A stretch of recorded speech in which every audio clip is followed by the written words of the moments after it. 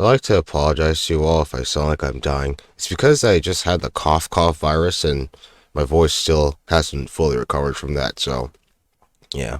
Regardless of what your opinion is on Mega Man 1, the game was objectively a massive failure.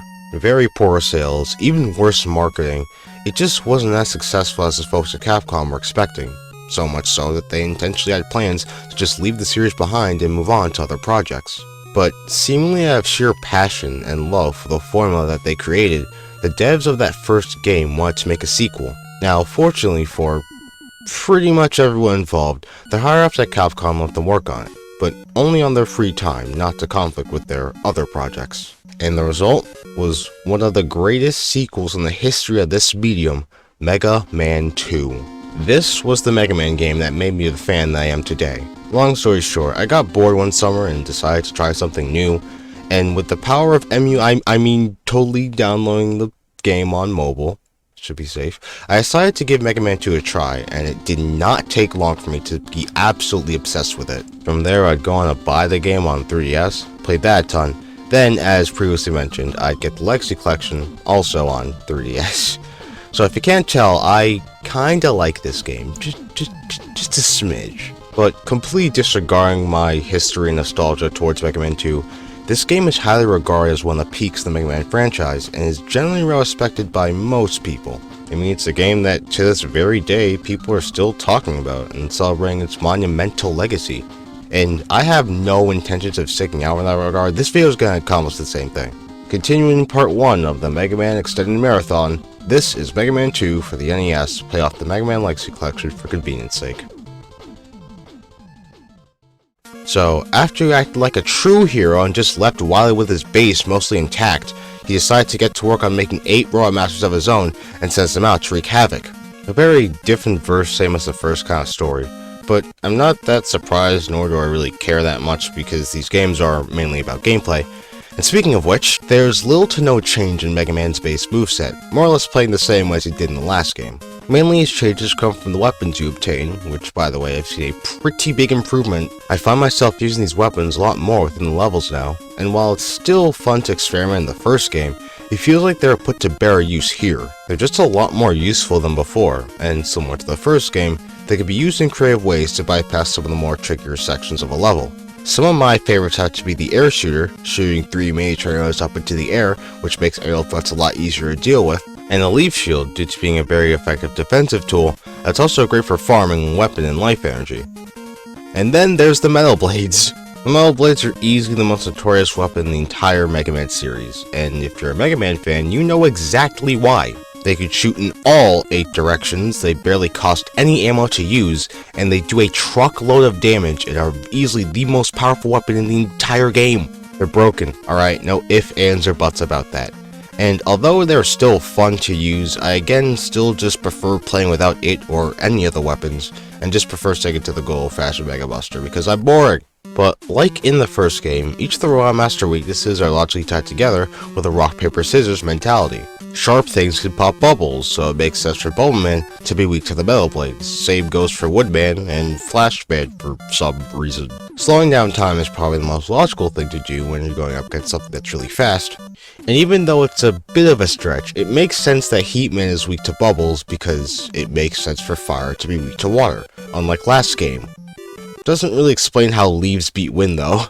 But aside from those, we also have some new additions to toggle with, the most notable of which being the introduction of the E-Tank. Oh my god, I love these. They serve as a way to regain your health if you're about And for a game in this series that's known for being very difficult, this is an amazing addition that makes difficulty in these games a lot more manageable.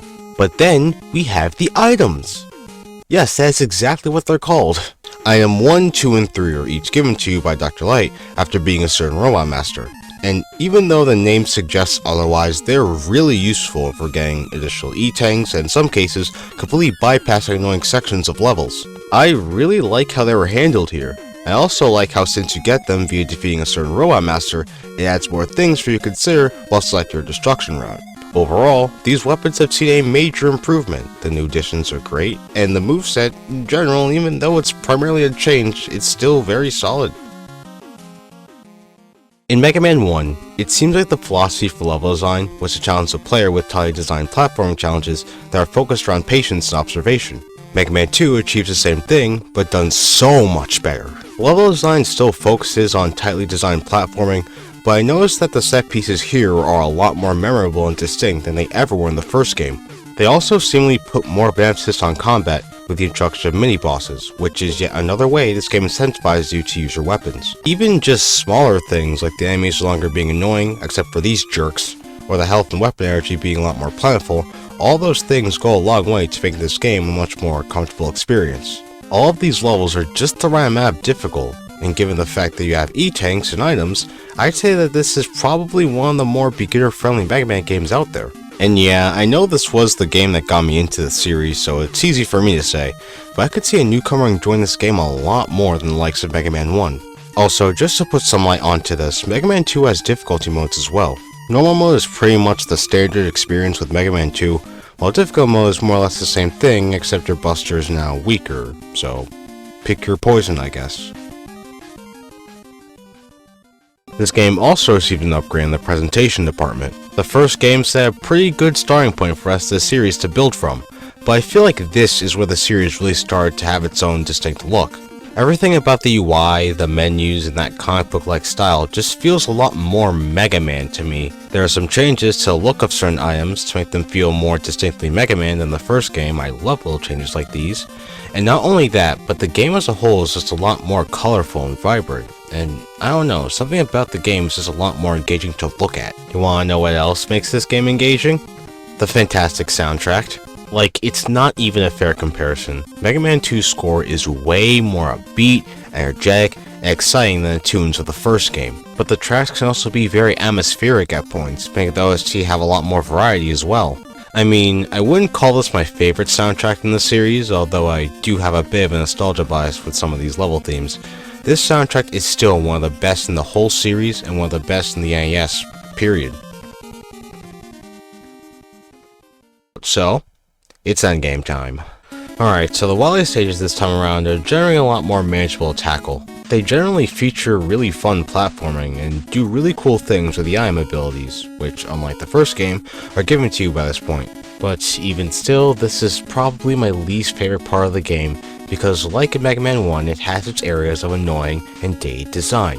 But this time it's with the bosses. Like, a majority of them are a complete and unfunny joke, while the bosses like the turret boss drive me insane. God, I hate this boss, it just has so many problems. The amount of sprite flicker madness that goes on slows the game down to the point where it's borderline unplayable.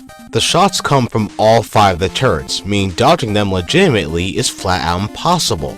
And this thing's only weakness is the Crash Bomber, a weapon that has 7 shots and you're going to need all of them in order to get rid of the turrets. But as you can see, there are barriers blocking some of them, so you have to use 2 shots to break some of those. Like, all of that is very straightforward and easy to do, but the problem is that the design of the stage makes getting rid of some of them absolutely painful.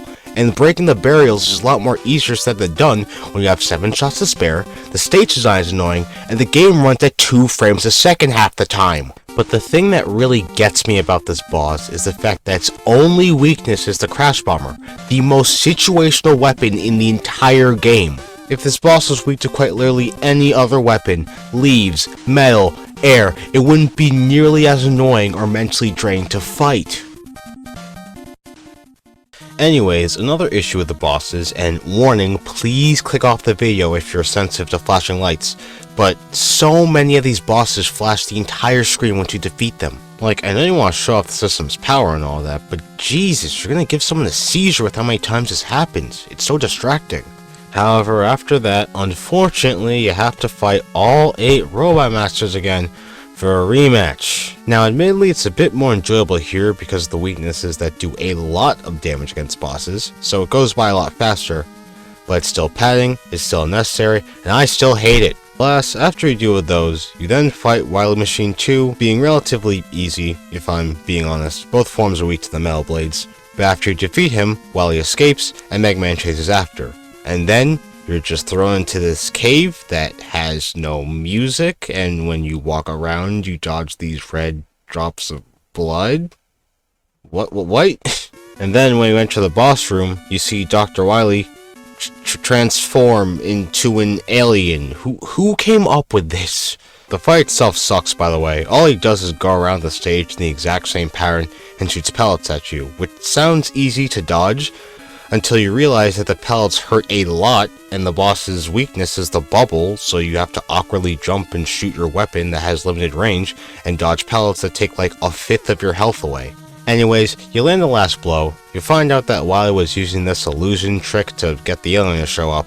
He pleads for forgiveness, and Mega Man, after seeing the error in his ways and learning what just ignoring a villain like Wily can do, decides to do the heroic thing of leaving Wily alone again. Ladies and gentlemen, my hero, alright? My hero. My hero! To me, what truly constitutes as a perfect sequel is more than just adding improvements to a given formula. It's one that achieves on what the series was trying to do from day one, and Mega Man 2 is like that idea incarnate. Everything that the original did, Mega Man 2 delivers on a lot more gracefully. The levels have less annoying elements, the music is a lot more punchier and varied, the visual style is more refined and distinct. Everything about the game just has that classic Mega Man vibe down pat. And it's because of all of these things that make this the game that the original creators always wanted to make a year earlier. As far as I'm concerned, this is where the Mega Man series truly started, and you know a sequel has reached legendary status if I could say stuff like that about it. And again, I'd just like to remind you guys that this game was made under the devs' free time. The fact that this game is as iconic as it is when it was originally not even supposed to exist just makes me love and respect it so much more. From beginning to end, the game is fun, fair, creative, enjoyable, and at the end of the day, those are the things I'm always going to judge a Mega Man game off of. No matter the series, no matter the genre, if it comes down to those things, we have ourselves a successful Mega Man game on our hands. Mega Man 2 is truly the greatest platformer of its time.